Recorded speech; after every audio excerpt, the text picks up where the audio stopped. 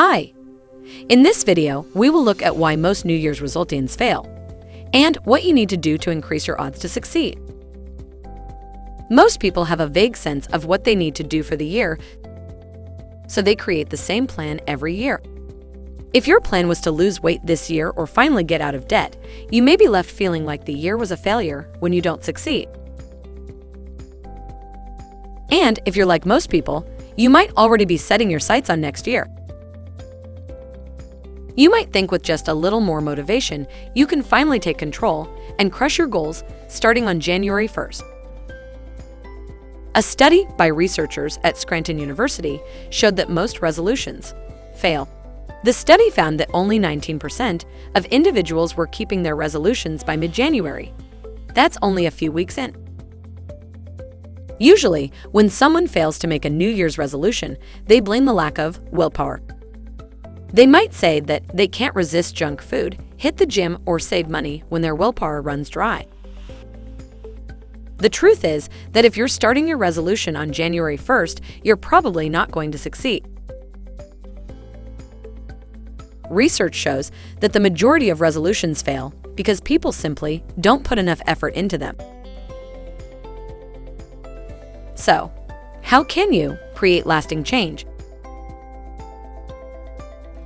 Strength trainers and psychotherapists often point out that people only change their lives when they're ready. Anyone who comes to their office because someone else wanted them to has a choice to make.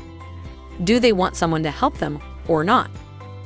Until they agree that there is a problem, nothing will change. However, identifying the problem is just the first step. It's not enough just to acknowledge that you're unhappy with your current lifestyle. You need to decide that the benefits of changing outweigh the negatives of staying in this state. For example, is spending time with your family at home worth giving up on getting in shape? If you're not convinced yet, you won't stick with it. Strength trainers and psychotherapists recognize where people are in the process of change so they can help them successfully navigate each stage. For example, different strategies will be most effective at different stages, and these change as it moves through the process. There are 5 stages every major life change goes through, according to the trans-theoretical model of change. The first step is pre-contemplation. You may not think you have a problem, but other people may be concerned. The second step is the contemplation stage, the change process where you think about the potential pros and cons of making a switch. The third step is preparation. It's an important step before making any change. Step number 4 is action. Reflect on your behavior and how you could change it. The fifth step is maintenance. How do you stick to your change? The new model also includes a 6th stage, relapse. This reflects the fact that mistakes are normal and will happen. But how you react to these mistakes is an important part in your ability to stay on track. Why change usually doesn't work on January 1st. Changing your life or habits based on New Year's sounds like a good plan, right? Well, the truth is, most resolutions fail because people start them on January 1st. Maybe you should think about this when making your resolutions for next year.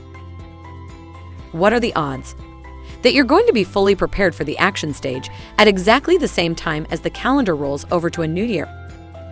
Slim, to say the least. Perhaps the few people who do stick to their resolutions are the ones whose action stage of change just happened to line up with January 1st. Most people who make resolutions don't stick with them. And these failed resolutions might simply be because people feel pressured to make a change in their lives. The reality is they might not have been ready, or they have been doing it for other reasons. The person may be tepid. They've given the change some thought, but aren't sure they're ready to commit. These people are still in the preparation stage.